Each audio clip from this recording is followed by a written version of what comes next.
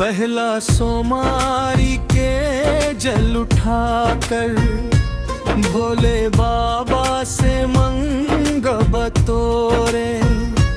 हम रानियां सावन के महीना गेना में शादी रचबा हो तोरे संग हो रे।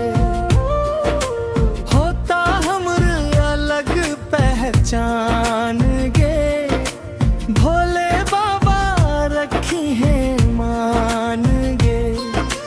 होता हमर अलग पहचान गे भोले बाबा रखी है मान गे। हम गाए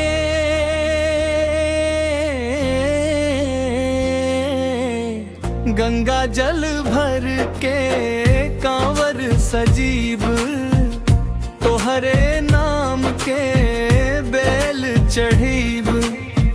भोलेनाथ से के अरदास जन्म जन्म रहे हमनी के साथ। भक्ति के रंग माँ में भी जल देहिया पूरा करी है बाबा सब नहीं यार मुखड़ा। पहला सोमारी के जल उठाकर भोले बाबा से मंग बतोरे। हम रानियां सावन के महीना में शादी रचबा हो तोरे संग हो रे।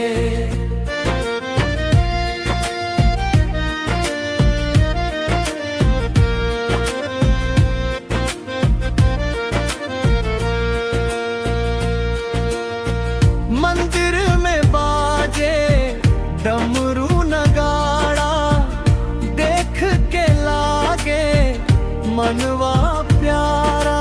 सिंदूर के सपना आँख में बसल भोले बाबा के आशीष मिलल।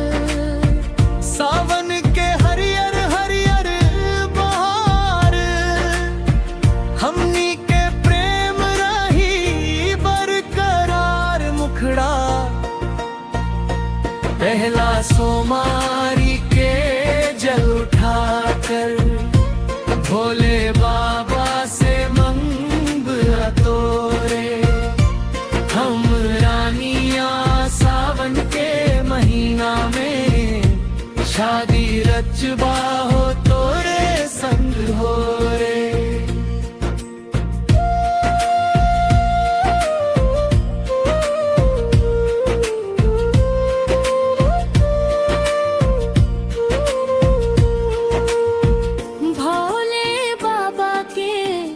महिमान न्यारी पूरा करलन आस हमारी। राकेश गावे श्रद्धा से गाना भोलेनाथ के गूंजे तराना। सावन भर गूंजे जयकारा हर हर महादेव बम बम भोला हमारा। पहला सोमारी के जल उठाकर भोले बाबा से मंग बतोरे।